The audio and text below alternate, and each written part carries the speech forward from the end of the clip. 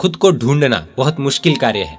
12 साल का छोटा सा बच्चा, उसके जीवन में एक बार जब उसकी मम्मी उसे रामायण पढ़ा रही थी तब एक ट्रांसफॉर्मेशन आया और उसे पूरी दुनिया झूठी लगने लगी।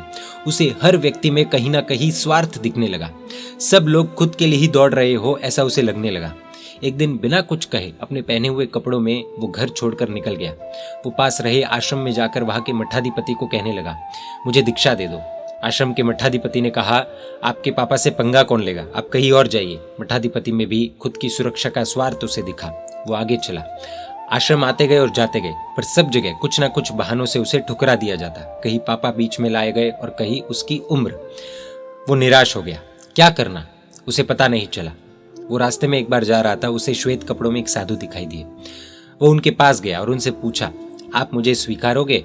साधु ने कहा, जब तक तुम्हारी आत्मा तुम्हें नहीं स्वीकारती तब तक मैं तुम्हें कैसे स्वीकारूं। उस बालक को छोटे से वाक्य से आत्मज्ञान हो गया।